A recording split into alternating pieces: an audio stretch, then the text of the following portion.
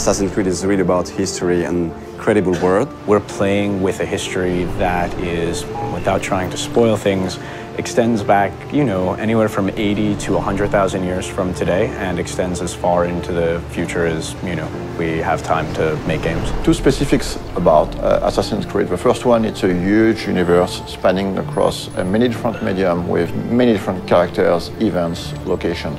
The second one is the community. The community on Assassin's Creed is extremely knowledgeable about this universe and also has very high expectation about what's coming next in terms of story. So putting all these things together, we realized it was time to fit everything into one reliable source of information. Actually, it really has been a back and forth process between the encyclopedia writers and the games writers to make sure that all the content of the book, of the encyclopedia, is really accurate. Well, we start by going through all the data, and then we would decide on what articles we wanted to do. And once we had that settled, we would write down a brief description of the article, send it out to the external writers, who would then return the full content to us. The best part about this project was adding new content.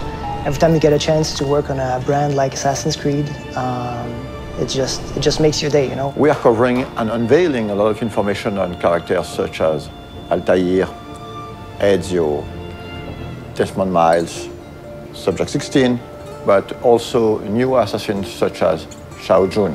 One of the very first challenges was dealing with so much data. Assassin's Creed has been around for a while and has a wealth of information from both the story standpoint within the game universe and just history in general. So going through all of that and figuring out what might be most interesting to put in the encyclopedia was very much the first challenge that I encountered. The franchise isn't defined necessarily by a single character, it's defined more by these institutions.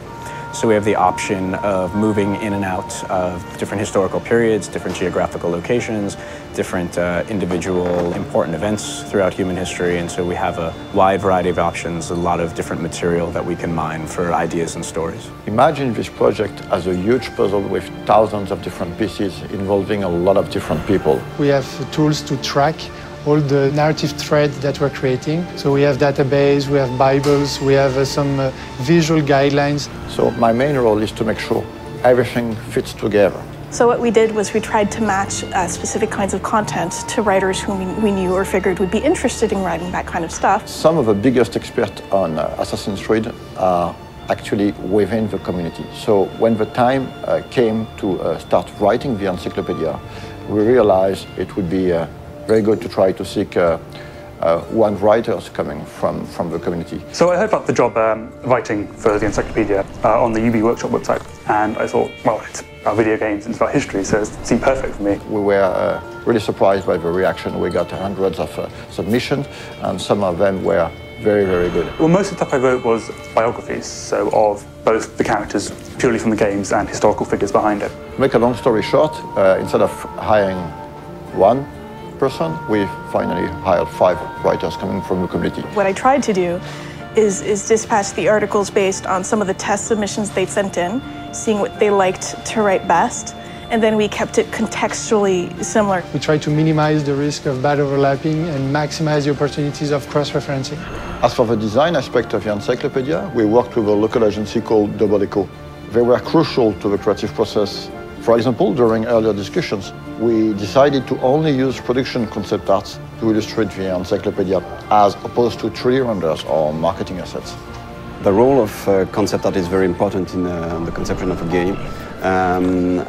During the early stage of conception, we work on very high-level concepts. So it's about a silhouette, a mood, skylines of the city, treatment for the characters, colors. It's quite remarkable how much of the stuff does have its ties to reality and things that really happened. And I'm pretty sure that readers will discover some really interesting and new information. For example, in the encyclopedia, we're gonna reveal some information about the Templars, among other things, but actually the encyclopedia is gonna have some spoilers, so if you haven't played the game, just wait to read it. This encyclopedia is available in Europe in the Animus edition that you can find at retail. For more information, check on assassinscreed.com, and